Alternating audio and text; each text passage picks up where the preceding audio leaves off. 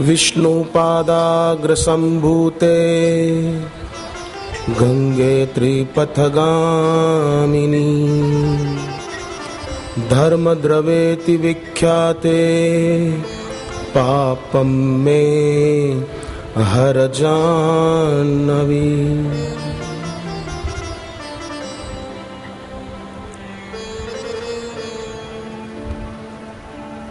इस पवित्र तीर्थ धाम में गुरुदेव के पावन दर्शन और सत्संग के लिए जो भी आए हैं उन सभी के चरणों में वंदन। कैसे पवित्र स्थान पर गुरुदेव के सानिध्य में ज्ञान की गंगा में भी अवगाहन कर रहे हैं और इस भागीरथी गंगा में भी स्नान करके पावन हो रहे हैं। ये भागवत धर्म है।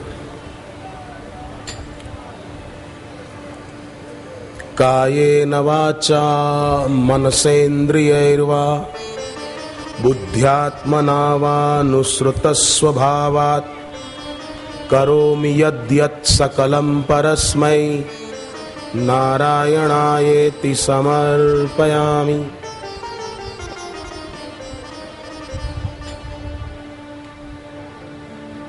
भागवत धर्म इसको कहते हैं।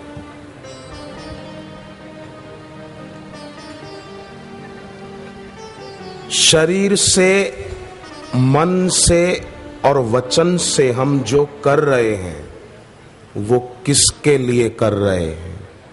केवल कुटुंब के लिए? केवल रुपया बढ़ाने के लिए? या किसी को अपने जाल में फंसाने के लिए? किसके लिए कर रहे हैं? हाथ से जो कर रहे हैं वो केवल अपने लिए या ईश्वर के लिए? पैर से चलकर जिस जगह पर जाते हैं किस लिए? मन से जो सोचते हैं वो किस लिए?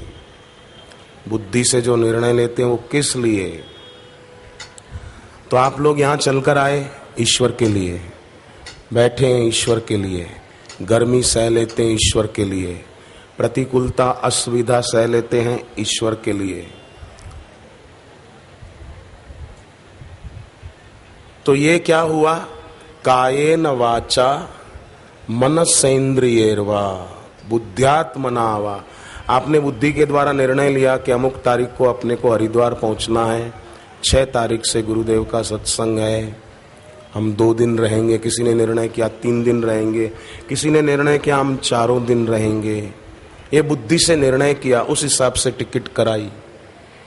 इसको बोलते हैं भागवत धर्म।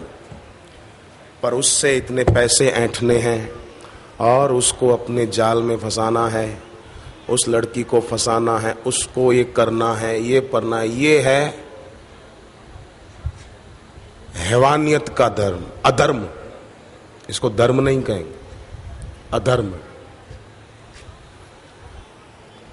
दीक्षा ली गुरुदेव से और माला लेकर हाथ से जप कर रहे हैं। क्यों कर रहे हैं? ईश्वर के लिए कर रहे हैं, ईश्वर का नाम जप रहे हैं।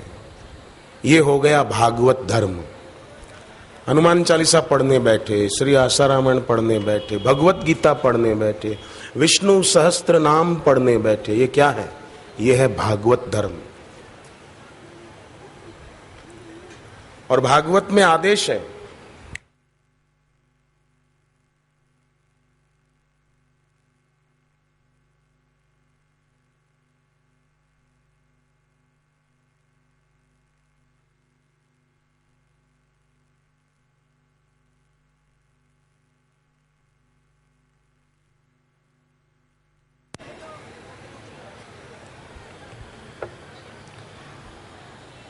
तो भागवत में भी आया है, तत्र भागवतान धर्मान शिक्षेत गुरुवात्मदैवतः। भागवत धर्म को जो ठीक से जानते हैं ऐसे गुरु के पास जाओ, जिनके खुद के जीवन में भागवत धर्म है, भागवत और रामायण की कथाएं कर लेना और लोगों को मंगलम भगवान विष्णु मंगलम गरुड़ध्वज मंगलम पुंडरीकाक्ष मंगलायतनो हरि वरमरो कन्यामरो हमको दक्षिणा धरो, हमारा नाम करो, हमारा नाम करना ही बच्चा तुम्हारा काम है। भगवान कृष्ण अगर आज उपदेश देते न गीता का तो कर्मण्येवाधिकारस्ते ये तो बोलते, पर आगे जो बोला ना माम फलेषु कदाचन, है ना, तो भगवान आज ये नहीं बोलते माम फलेषु कदाचन, आज होते श्री कृष्ण बोलते माम फोटेषु कदाचन, अपना फोटो छपवाने का चक्कर छोड़ दो। ईश्वर को पाया नहीं और अपना नाम करने में बहुत मजा आता है।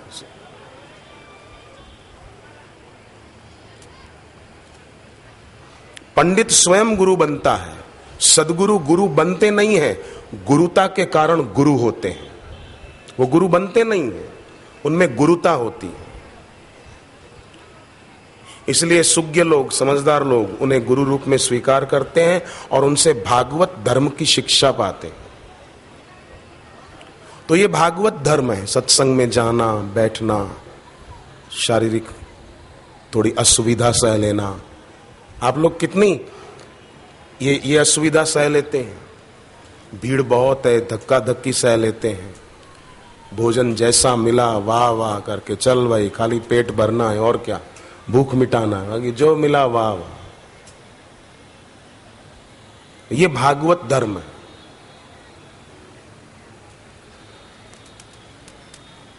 ये अगर कठिन लगे तो फिर शृणुवन् सुभद्राणि रथांगपाणि जन्मानि कर्माणि चयानि लोके।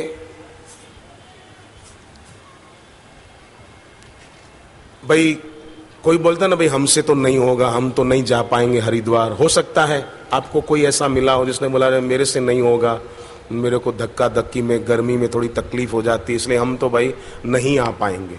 तो नहीं आ पाए बोले हम तो यहीं इंटरनेट पे सुन लेंगे गुरुजी का सत्संग, नेट चालू करेंगे और सुन लेंगे गुरुजी के वचन, हरिद्वार में बापू ने क्या कहा। तो ये भी भागवत धर्म है, भले घर बैठे भी सुन तो रहे हैं, चिंतन तो गुरु का चल रहा है, आ नहीं पाए वहां कर रहे हैं, ये भी भागवत धर्म है। शृणुवन् सुभद्राणि रथांगपाणि जन्मानि कर्माणि चयानि लोके गीतानि कर्माणि गीतानि नामानि तदर्थकानि। उन्हीं के गीत गाते हैं, उन्हीं का स्मरण करते हैं, ये भागवत धर्म है। अब देखो भागवत धर्म हमारे जीवन में क्यों होना चाहिए, क्यों जरूरी है? इसलिए जरूरी है कि ये सृष्टि का ये जो काल चक्र है ये है ईश्वर के हाथ में। विधि हरि शंभु नचावन हारे उमा दारू योषित की नाई सबही नचावत राम गोसाई। सबको ईश्वर नचाता है। उमा दारू योषित की नाई, दारू योषित माना लकड़ी की वो कठपुतलियां होती है ना, उसकी तरह उसका धागा जैसे किसी के हाथ में होता है और वो नचाता है, उसका दायां हाथ ऊपर उठाए डोरी खींचे, बायां हाथ ऊपर उठाए, उसको नचाए कठपुतली को। बचपन में नहीं खेल देखते थे स्कूलों में ऐसे, तो ऐसे ही सारे संसार की डोरी उमा दारू योषित की नाई सबही नचावत राम गोसाई, इस सब की डोरी ईश्वर के हाथ में है। तो जो शरीर से ईश्वर की ओर यात्रा करेगा, चलेगा, कानों से वहां उसके बारे में सुनेगा, मुख से उसके नाम का जप करेगा, तो फिर स्वाभाविक ही व्याज में ही बहुत सारा काम हो जाएगा।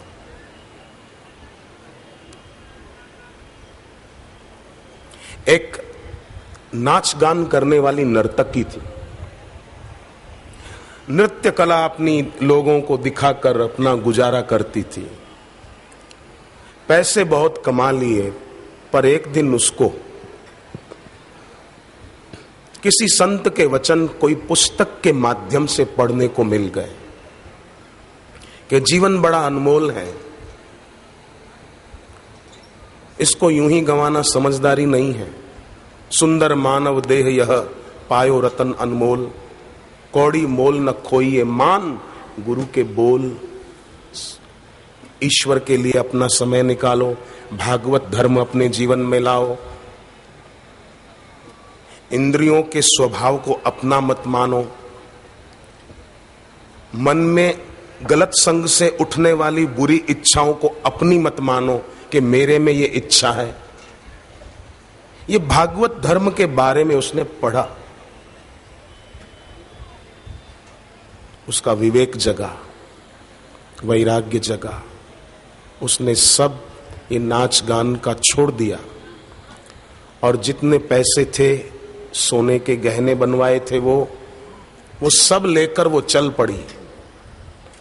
गुजरात में मोड़ासा है, मोड़ासा से आगे जाओ, शामड़ाजी तीर्थ है गुजरात में, आपने नाम सुना हो तो। शामड़ाजी गुजरात में,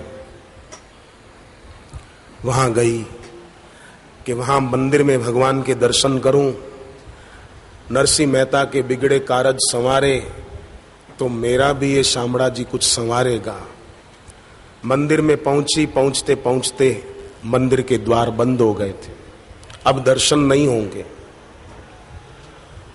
तो ये नर्तकी वहीं पर भगवान का नाम लेते लेते मंदिर के बंद द्वार के सामने भगवान के नाम का कीर्तन करने लगी और नाचने लगी।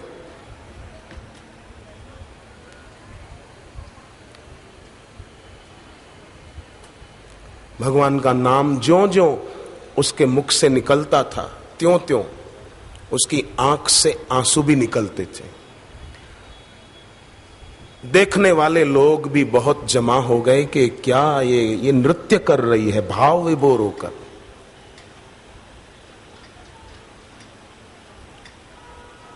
और भगवान का नाम उच्चारण करते करते कुछ लोग साज भी बजा रहे थे, उसके साथ मानो उसको साथ दे रहे थे। और ये पहले तो नाचती थी लोगों के आगे पैसा कमाने के लिए, अब ये नाच रही थी ईश्वर के आगे। द्वार तो बंद था पर फिर भी इसका भाव था कि भगवान मेरे को देख रहे हैं।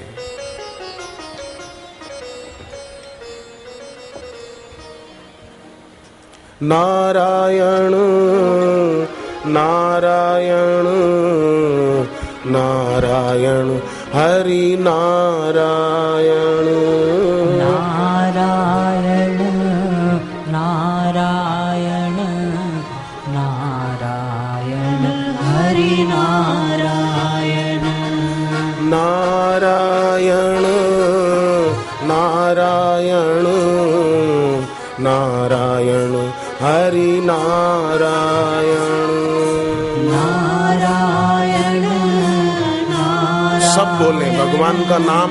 गंगा किनारे जिन नारायण के चरणों से गंगा निकली, नारायण हरि नारायण नारायण हरि नारायण नारायण हरि नारायण नारायण हरि नारायण नारायण नारायण नारायण हरि नारायण नारायण नारायण नारायण हरि नारायण।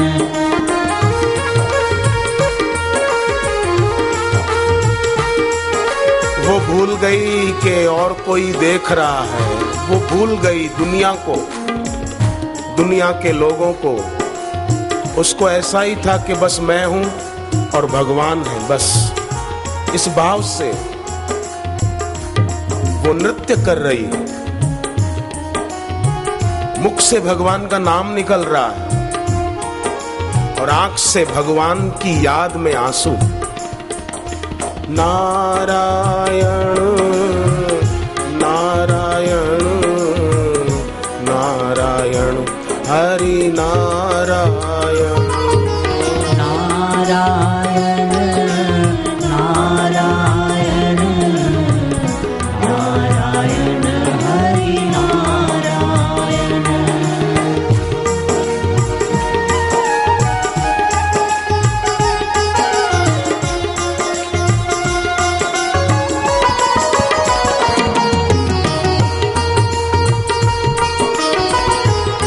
शरीर की थकान भूल गई वो,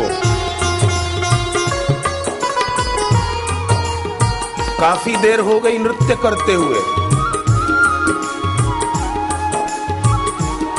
उसके पैर थम नहीं रहे थे, ना आंख के आंसू थम रहे थे।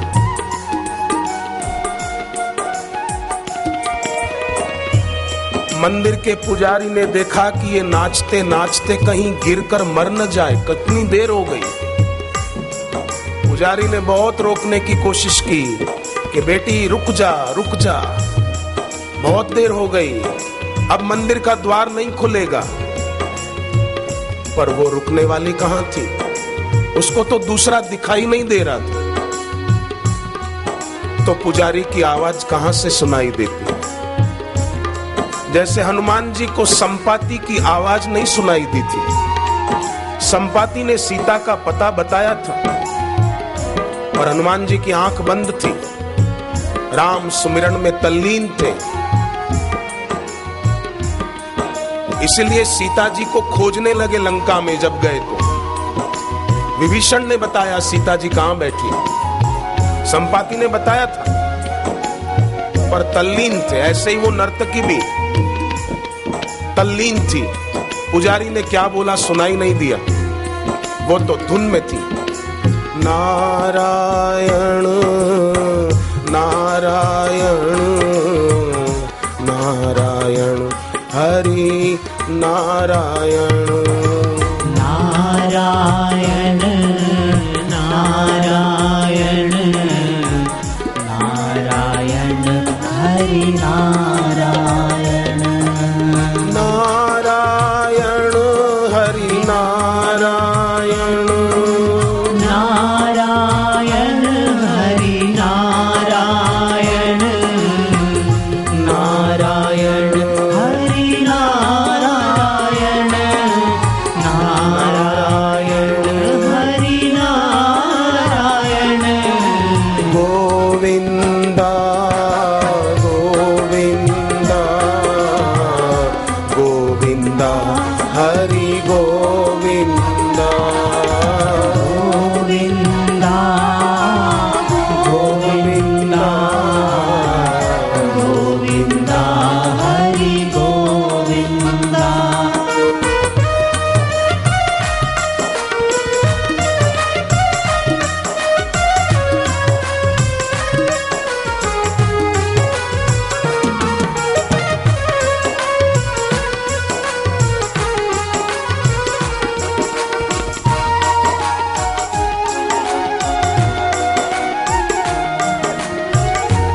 आप भी ऐसी भावना करो मन ही मन, दूसरा है ही नहीं, एक ईश्वर है बस। ईश्वर कहो गुरु कहो एक ही, केवल वो ही है और कुछ है ही नहीं। भूल जाएं दुनियादारी को, मेरा दोस्त है सहेली है, ये नहीं। पहले भी ईश्वर थे, अभी भी ईश्वर है, बाद में भी ईश्वर ही रहेंगे। आपका और मेरा शरीर नहीं था तब भी ईश्वर ही थे, और आपका और मेरा शरीर नहीं रहेगा तब भी ईश्वर ही रहेंगे। इस भाव से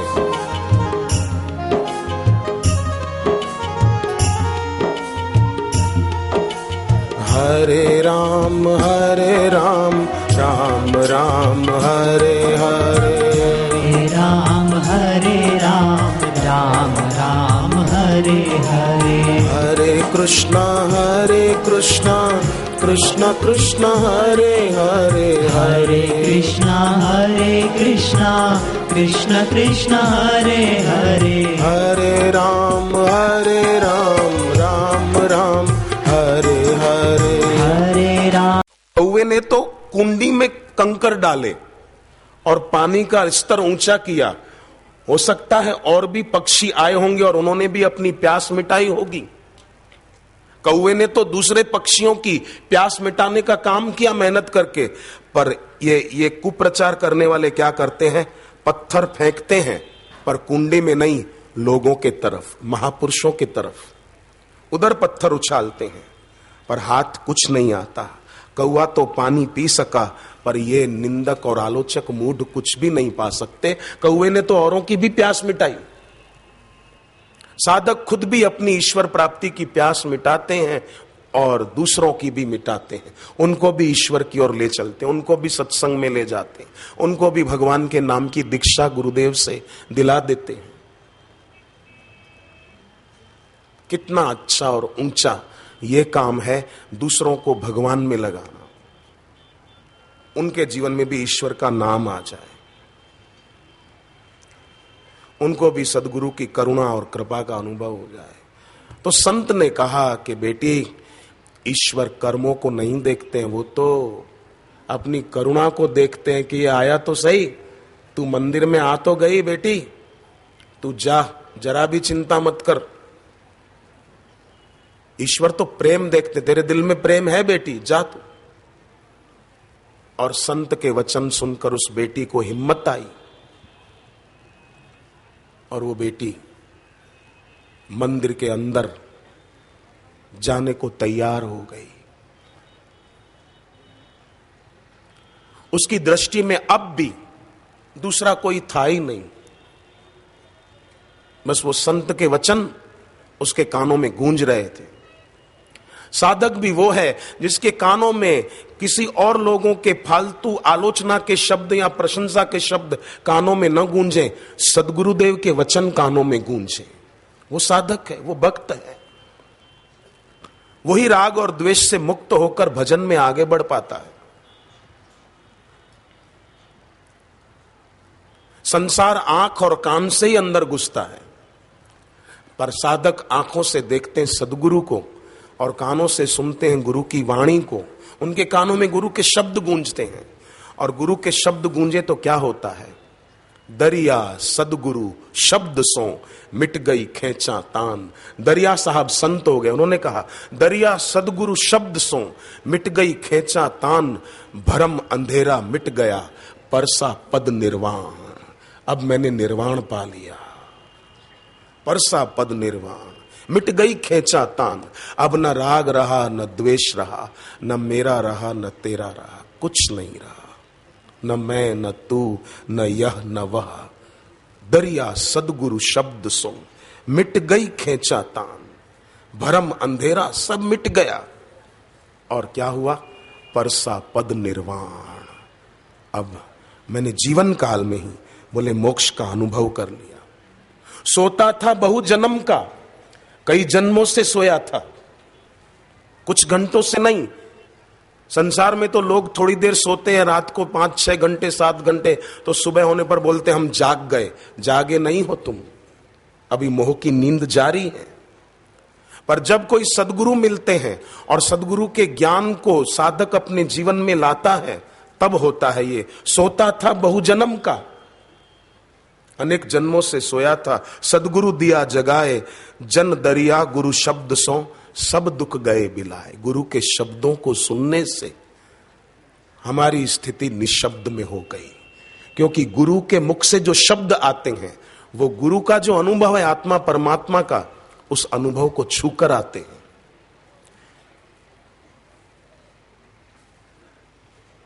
और उन शब्दों को जो प्यार से और श्रद्धा से सुनता है तो वो भी निशब्द में टिक जाता है। सोता था बहु जन्म का, सदगुरु दिया जगाए, गुरु ने जगा दिया। जन दरिया गुरु शब्द सो सब दुख गए बिलाए, अब सारे दुख मिट गए। गुरु सेवत ते नर धन्य यहां, तिनको नहीं दुख यहां न वहां। सब दुख गए बिलाए। गुरु झकझोरते हैं, और ऐसे गुरु जो झकझोरते हैं, देखो सत्य होता है ना, वो कभी सांत्वना नहीं देता, सत्य हमेशा झकझोरता है आदमी को। गुरु भी सत्य स्वरूप ईश्वर को पाए हुए हैं, वो झकझोर देते हैं। कई बार लगेगा बापू ने बहुत गुस्सा किया, गुरुजी ने बहुत क्रोध किया। मूढ़ों को लगता है क्रोध किया, पर उनमें क्रोध नहीं है। गुरु तो गुणों से पार है। तमोगुण और रजोगुण का लक्षण है काम विकार और क्रोध विकार, और गुरु गुणों से पार है। गुकारम च गुणातीतम रुकारम रूप वर्जितम, वो गुण और रूप से पर है, गुणों से पार है। त्रिगुणातीत फिरत तनु त्यागी, रीत जगत से न्यारी, संत जगत माही उपकारी। वो त्रिगुणातीत है। तो जो व्यक्ति केवल उनके बाह्य आचरण को देखेगा, वो उनमें दोष देखेगा कि अरे गुरुजी ने गुस्सा कर दिया। ये मूढ़ लोग, कई इलेक्ट्रॉनिक मीडिया वाले यही तो बेवकूफी करते हैं, यहां चूक जाते हैं। काकभूषुंडी स्वयं कहते हैं गरुड़ को कि एक बार मुझे भी ऐसा हुआ था कि मेरे गुरुजी ने इतना गुस्सा क्यों किया। क्रोध की द्वैत बुद्धि बिनु, द्वैत की बिन अज्ञान। क्रोध तब आता जब द्वैत हो, दूसरे पर क्रोध आया तो मतलब अभी गुरुजी को अद्वैत का अनुभव नहीं हुआ, तभी गुरु को क्रोध आया। क्रोध की द्वैत बुद्धि बिनु, द्वैत की बिन अज्ञान। मैं अपने मन बैठ तब करहीं विविध अनुमान। गरुड़, गुरुजी तो सत्संग कर रहे थे, पर मैं अपने मन बैठ तब करहीं विविध अनुमान। मैं कुछ का कुछ अनुमान लगा रहा था कि गुरु को क्रोध क्यों आया। क्या अभी गुरु को अद्वैत का साक्षात्कार नहीं हुआ?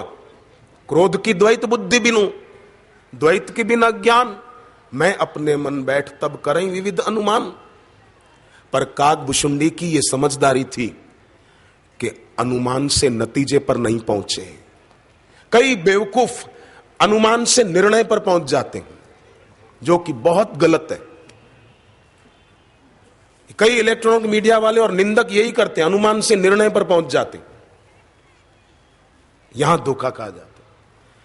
कुछ मीडिया वाले एक गांव में गए, इलेक्ट्रॉनिक मीडिया वाले, कि गांव के लोगों का रहन सहन कैसा होता है, जरा उनसे पूछा जाए, उनका अनुभव कि गांव में रहने का क्या मतलब, क्या फायदा।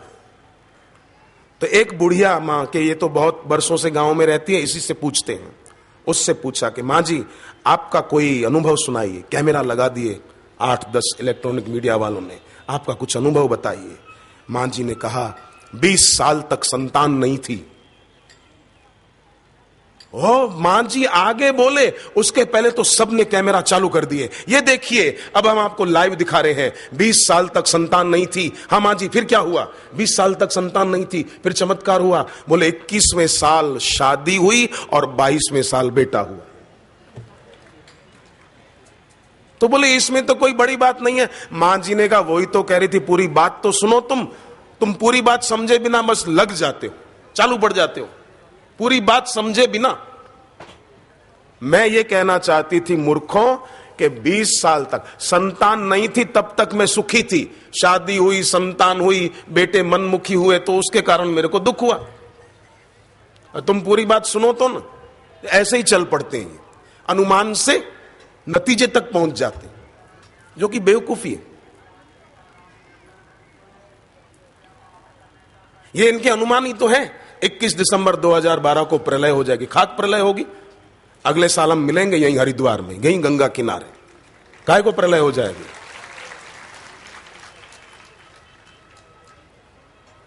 आप देखते रहना इन मूढ़ों की मूढ़ताओं को।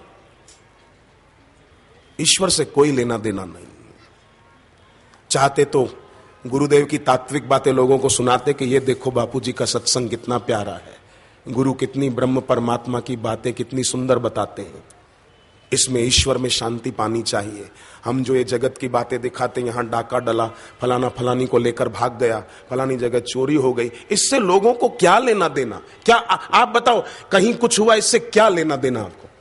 ये देखिए फलानी जगह 2 सिर वाला बच्चा जन्मा, अरे 10 सिर वाला रावण जन्मा, तुझे क्या है? तू क्यों ये सब पंचायत करता? ऐसे लोगों को देखकर रावण को भी शर्म आती होगी कि मैं 10 मुंह से इतनी निंदा नहीं करता था जितनी ये 1 मुंह से निंदा करते। 10 मुंह से इतनी गंदी बातें नहीं बोलता था रावण जितनी गंदी बातें ये लोग 1 मुंह से बोलते हैं, जितने गंदे शब्द 1 मुंह से बोलते हैं। कपड़े अच्छे पहन लेते हैं, कोट लगा लेते हैं, टाई पहन लेते हैं, कपड़े आकर्षक पहन लेते हैं, पर दिल में देखो तो गटर की गंदगी भरी हुई है। और वो मुंह जब खोलते हैं तो ऐसा लगता है गटर का ढक्कन खुला। हाय बदबू शब्दों की, गंदे शब्दों की। ऐसी मूढ़ता या मन की। एक आदमी छत पर गया, घर की छत पर, ऊपर, फिर एकदम ऊपर लकड़ी की सीढ़ी थी। कई घरों में ऐसा नहीं होता ऊपर, एकदम ऊपर जाना हो तो टंकी के भी ऊपर तो छोटी सीढ़ी होती लकड़ी की, तो लकड़ी की सीढ़ी, उस पे भी चढ़कर ऊपर गया तो टंकी पर एक शुक बैठा था। शुक, तोता शुक बैठा। इसने क्या किया, देखकर उतरा नीचे, सीढ़ी हटा दी। हाँ बोले ऊपर चढ़ गया, पर अब मैंने सीढ़ी हटा दी, देखता हूं तू नीचे कैसे आता है। गया क्यों ऊपर तू, अब नीचे आके दिखा। अब पक्षी को सीढ़ी की जरूरत है? उसका बोलना बेवकूफी है कि नहीं है? ऊपर तो आगे देखता हूं तू कैसे आता नीचे। निंदक, आलोचक, चाहे फिर इलेक्ट्रॉनिक मीडिया वाले क्यों ना हो, जो भी आलोचना करते हैं वो उस बेवकूफ की तरह ही है। निंदा करके सोचते हैं कि अब हमने बापू के पास आने वाले भक्तों की श्रद्धा खत्म कर दी गलत शब्द बोलकर, अब ये कैसे जाएंगे गुरु के पास। अब गुरुजी भी गुरुजी कैसा क्या बोलते हैं, मुझे किसी ने बताया, बोलते हैं बापू फिर विवादों में। अरे कितना भी धुआं उठे सड़कों पर, दिल्ली और बॉम्बे की पोल्यूशन से भरी हुई शहरों में कितना ही धुआं उठे गाड़ियों का और फैक्ट्रियों का, और कितनी ही धूल उड़े, आकाश को क्या है? आकाश तो निर्लेप है। ज्ञानी उस परब्रह्म परमात्मा को पाए हुए होते हैं कि वहां ये कुछ धुआं और धूल पहुंचता ही नहीं। तुम विवाद कर रहे हो ना, सदगुरु कभी विवाद में नहीं होता। सदगुरु तो इन सब से पार है। सरोवर में चंद्रमा का प्रतिबिंब दिखता है साहब, पर है वो बहुत ऊंचाइयों पर, वो सरोवर में नहीं है।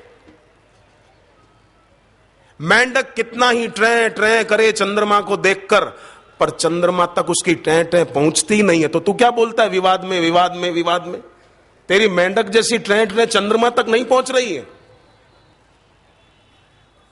सूरज चांद सितारों को कोई नभ से गिरा न पाए, ऐसे ही सदगुरु की प्रतिष्ठा कोई मिटा ना पाए। गुरु नानक की प्रतिष्ठा कोई मिटा पाया? विवेकानंद की प्रतिष्ठा कोई मिटा पाया? मैं कई बार कहता रहता हूं कि ईश्वर की प्रतिमा होती है पर सदगुरु की प्रतिभा होती है। ईश्वर की प्रतिमा को तो कोई दुष्ट खंडित कर सकता है, पर सदगुरु की प्रतिभा को कोई खंडित नहीं कर सकता, क्योंकि प्रतिमा तो किसी कारीगर की बनाई हुई है, प्रतिभा सदगुरु की स्वयं की अर्जित की हुई है। उनकी खुद की तपस्या है, उनका खुद का धन है, उनकी खुद की गुरुता है। भक्त उनसे लाभ उठा लेगा और धन्य धन्य हो जाएगा। संचित कर्म, देखो अब एक बात और आई है तो मैं कहूं कि संचित कर्म होते हैं पहले जो हो चुके, एक क्रियमाण कर्म होते हैं जो अभी हो रहे हैं, और एक प्रारब्ध कर्म होते हैं बाद में, जैसा हमारा प्रारब्ध संचित के अनुसार। अब संचित में मतलब पहले अगर अशुभ हुए हैं तो वो संचित कर्म ईश्वर की और गुरु की पूर्ण कृपा प्राप्ति के बिना मिटते नहीं है। ठीक है? और जो भोग हैं वर्तमान जीवन में, जो पिछले कर्मों के अनुसार अभी कुछ सुखद या दुखद भोगना पड़ रहा है, सुख सुविधा में तो फूल रहे हैं और दुख में सिकुड़ रहे हैं, ये जो भोग हैं भगवताकार वृत्ति हुए बिना ये अपना असर डालते रहते। जब तक हमारी साधना ना बढ़े, हमारी स्थिति आंतरिक ऊंची ना हो, तब तक ये असर डालेंगे। सुविधा में आदमी फूलेगा कि मेरे पास पैसा बहुत है, मेरे पास गाड़ी है, मेरा बैंक बैलेंस बढ़िया है, मैं तो मैं ही हूं, ये क्या जाने। और दुख में भी दुखी ज्यादा होंगे, परेशान ज्यादा होंगे।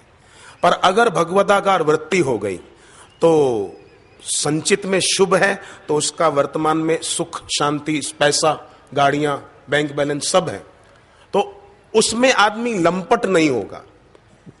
और संचित के किसी अशुभ के कारण वर्तमान में अगर कोई दुखद परिस्थितियां, बीमारी या कुछ हुआ, तो उसका असर नहीं होगा, क्योंकि वृत्ति भगवताकार। देखो, अब एक बात और आपसे कहूं कि दुख का एक निमित्त कारण होता है और दुख का दूसरा उपादान कारण होता है। आवाज आ रही सबको? निमित्त कारण बाहर है, जैसे आप यहां से सत्संग पूरा होने के बाद गए तो भीड़ बहुत होने के कारण धक्का लग गया, तो निमित्त बाहर है, पर गुस्सा भीतर आ गया कि ये कौन होता है मेरे को धक्का देने, मैं इसको देख लूंगा, मैं इसको ये कर दूं, मैं ये कर दूं। यहां चलते चलते गिर गए, चोट लगी, घुटने छिल गया, घुटने में दर्द हो रहा है, तो निमित्त कारण बाहर है, पर उपादान कारण व्यक्ति का खुद का अंतःकरण होता है। और अगर वो अंतःकरण येषाम साम्य स्थितम मनः, गुरु के ज्ञान के अनुसार समता में स्थित हो गए, तो निमित्त कारण बाहर होने पर हमारा अंतःकरण समता में है, तो दुख नहीं होगा, क्योंकि वृत्ति हो गई। ये है भगवताकार वृत्ति। और ये भगवताकार वृत्ति तब होती है जब व्यक्ति भागवत धर्म को अपने जीवन में लाता है। तो इसमें जितना व्यक्ति डटता जाएगा, उतना उतना फिर संचित से अशुभ का हिस्सा कटता जाएगा। जैसे राष्ट्रपति फांसी की सजा कैंसिल कर दे किसी की, दया करके, राष्ट्रपति कर सकता है, ईश्वर क्या नहीं कर सकते। तो इतना लाभ सदगुरु में, गुरु के दिए हुए नाम में आस्था रखने वाले भक्त को होता है। फिर उसके द्वारा प्रायश्चित भी हो जाता है। भक्त लोग उपवास करके, जप तप करके, पाठ आदि करके वर्तमान जीवन में प्रायश्चित कर लेते हैं, संचित का अशुभ खत्म कर लेते हैं।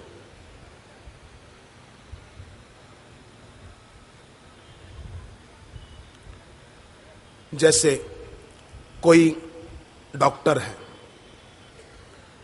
वो अपने क्लिनिक में एबॉर्शन करता है, कोई ऐसे आते हैं लोग, तो वो कर देता है पैसा कमाने के लिए, पर उसको गुरु मिल गए, दीक्षा मिल गई, तो उसने ये पाप बंद कर दिया। पर पहले जो किया है उसका प्रायश्चित क्या किया कि जो एबॉर्शन कराते हैं उनको प्रेरणा देवे कि आप पति पत्नी सदग्रस्त हैं, संतान को मारो नहीं, इसका जन्म होने दो, आदि आदि सीख देवे। उनको भी सत्संग के रास्ते चलाए, उनको भी जप तप की महिमा बताए। ये उसका प्रायश्चित हो जाएगा कि अब वो पुण्य कमा रहे हैं, अच्छे रास्ते खुद भी चलते हैं, दूसरों को भी चला रहे हैं। यह है भागवत धर्म।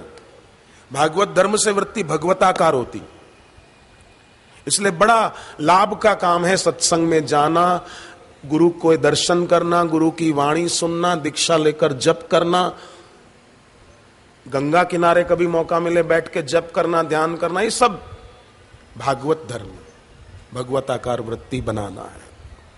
मैं बात पूरी करूं, वो देवी, अब मैं इसको नर्तकी न कहूं, वो मंदिर के अंदर जा रही है। अंदर गई तो पुजारी ने कहा कि रात को तो भगवान शयन करने बेट द्वारिका जाते। एक द्वारिका, एक बेट द्वारिका, भगवान वहां जाते बेट द्वारिका। तो बेटी तुम बेट द्वारिका जाओ। तो वो बेट द्वारिका गई। अब तो गुरु की सीख थी, सत्संग सुन लिया था, बेट द्वारिका गई। वहां पुजारी ने कहा भगवान अब आराम कर रहे हैं, शयन का समय है, अब भगवान दर्शन नहीं देंगे। तो इसने पुजारी को कुछ भेंट दी कि कुछ भी करो, मेरे को दर्शन करा दो, मेरे सब रुपए ले लो, मेरे को एक बार दर्शन करा दो। पुजारी ने कहा ठीक है मैं देखता हूं। वो अंदर गया तो देखा भगवान शयन खंड में है ही नहीं। भगवान का जहां सिंहासन, जहां रोज भगवान बैठते हैं, बिठाते हैं, वहीं पर भगवान विराजमान है और उधर ही दर्शन हो रहे हैं। उसको समझ में आ गई बात, मंदिर के द्वार खोल दिए और वो देवी आई है। भगवान के नाम का जप करते करते वो गिर पड़ी, उसके जीवन की ज्योत मीरा की तरह भगवान में समा गई और उसने अपनी जीवन यात्रा पूरी कर ली। कैसा जीवन सफल बना लिया। शरीर तो छूटा, पर कैसे छूटा। ऐसे लोग ही मरने के बाद ऊर्ध्वम गच्छन्ति सत्वस्था, मृत्यु के बाद उनकी ऊर्ध्व गति होती है। मध्य तिष्ठन्ति राजसा, रजोगुणी लोग फिर से संसार में किसी न किसी योनि में जन्मते हैं, और तमोगुणी लोग तो बीड़ी पीने वाले, तंबाकू खाने वाले, लड़ाई झगड़े करने वाले, निंदा करने वाले, वो अधोगति को प्राप्त हो जाते हैं। अधो गच्छन्ति तामसा। पर सदगुरु मिल जाते हैं तो मैं गिरते गिरते संभल गया, मेरा सारा जीवन संवर गया। आप और हम संभल ही गए ना, आपका और हमारा जीवन सबका संवर गया। गुरुदेव मिले बस, जो बापू ने पकड़ा हाथ मेरा, मेरा सारा जीवन संवर गया, मैं गिरते गिरते संभल गया।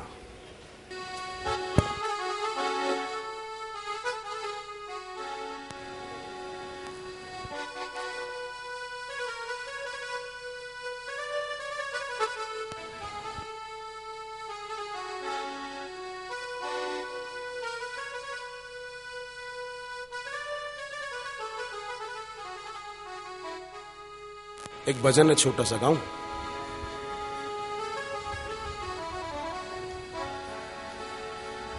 मैं गिरते गिरते संभल गया, मैं गिरते गिरते संभल गया, मैं गिरते गिरते संभल गया, मैं गिरते गिरते संभल गया, मेरा सारा जीवन संवर गया, मेरा सारा जीवन संवर गया।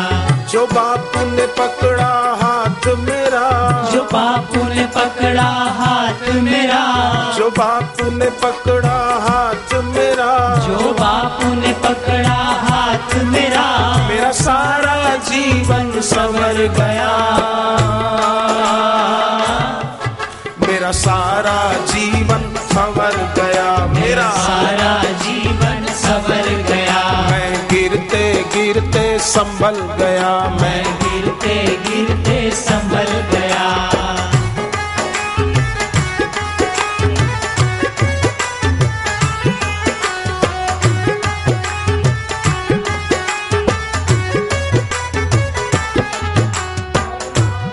थी औकात मेरी, वरना क्या थी औकात मेरी, वृथा थी हर दिन रात मेरी, वृथा थी हर दिन रात मेरी। मुझे सुख मिला, मुझे चैन मिला,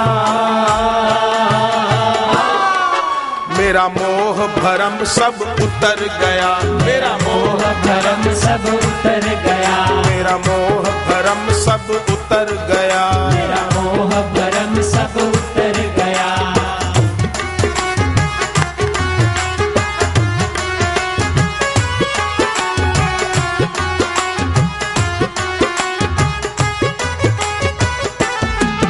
कितने विषयों ने घेरा था, कितने विषयों ने घेरा था, कोई अता पता ना मेरा था, कोई अता पता ना मेरा था।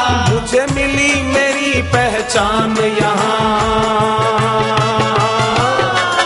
जो वक्त बुरा था गुजर गया, जो वक्त बुरा था गुजर गया, जो वक्त बुरा था गुजर गया, जो वक्त बुरा था गुजर गया।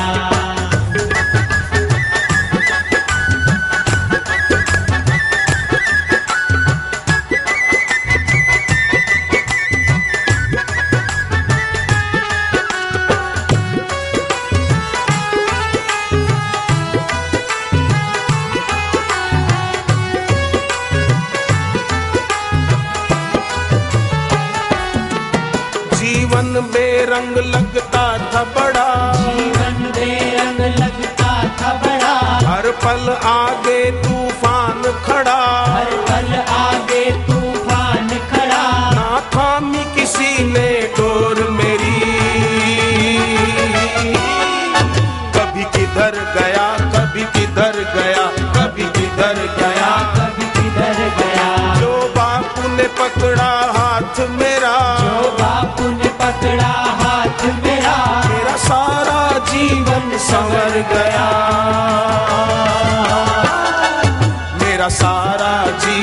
संवर गया, मेरा सारा जीवन संवर गया।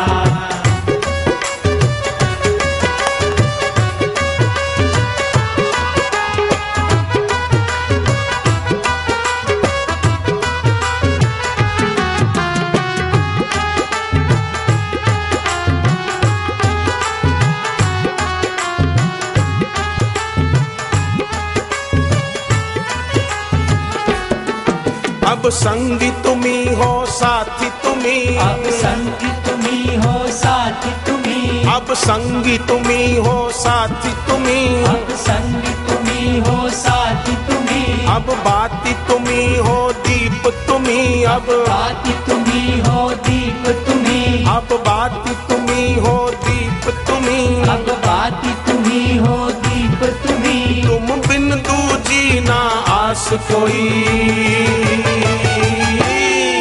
जो बिगड़ा था वो सुधर गया, जो बिगड़ा था वो सुधर गया, जो बिगड़ा था वो सुधर गया, जो बिगड़ा था वो सुधर गया। जो बापू ने पकड़ा हाथ मेरा, जो बापू ने पकड़ा हाथ मेरा, मेरा सारा जीवन संवर गया, मेरा सारा जीवन संवर गया, मेरा सारा जीवन संवर गया।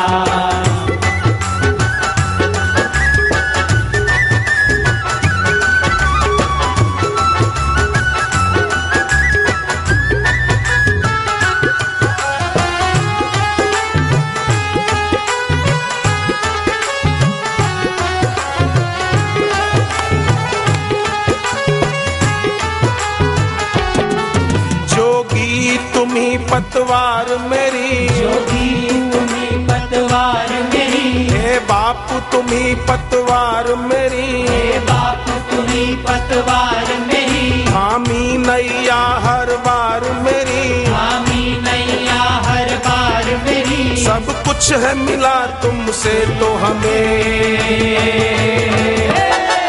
जो डूबा था वो उबर गया, जो डूबा था वो उबर गया, जो डूबा था वो उबर गया, जो डूबा था वो उबर गया।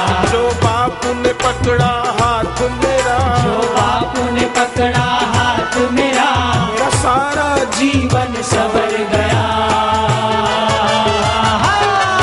मेरा सारा जीवन संवर गया, मेरा सारा जीवन संवर गया।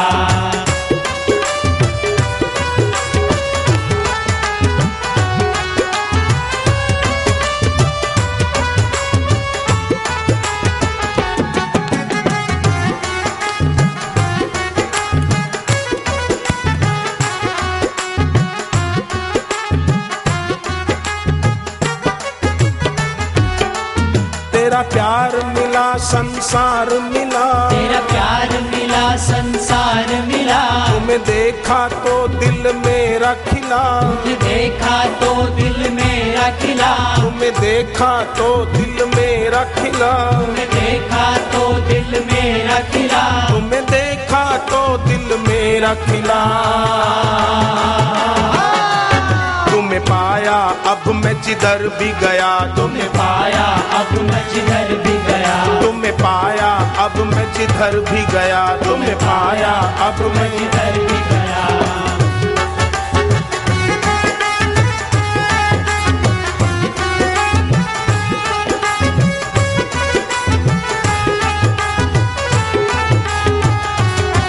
मैं गिरते गिरते संभल गया, मैं गिरते गिरते संभल गया, जो बापू ने पकड़ा हाथ मेरा, जो बापू ने पकड़ा हाथ मेरा, जो बापू ने पकड़ा हाथ मेरा, जो बापू ने पकड़ा हाथ मेरा, मेरा सारा जीवन संवर गया,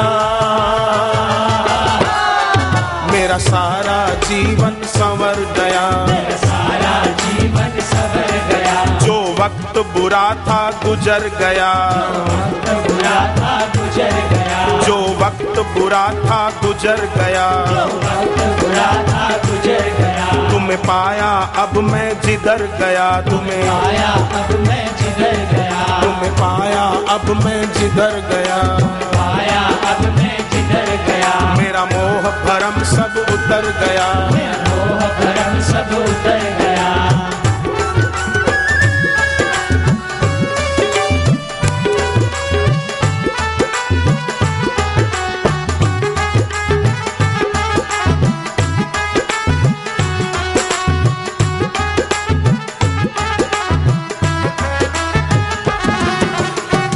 सद्गुरु देव की जय।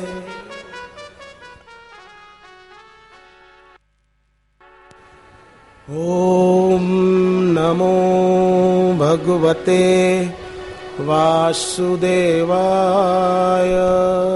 ओम नमो भगवते वासुदेवाय। ओ गाड़ी ना हो, बस में आना जाना करता हो, पर फिर भी साधक बड़ा धनवान है। और संसार में कुरूप स्त्री हो और नाम रखा हो सुंदरी बाई, तो वो सुंदरी नहीं है। चोर हो, जेब कतरा हो और नाम रखा हो अच्छे लाल, तो वो अच्छा नहीं है। आंखें ना हो और नाम रखा हो नैन सुख, नैन सुख। आंखें हैं नहीं, नाम रखा नैन सुख। है कुरूप, नाम रखा सुंदरी बाई।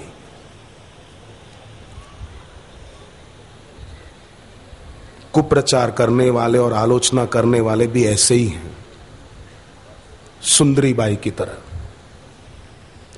एक महिला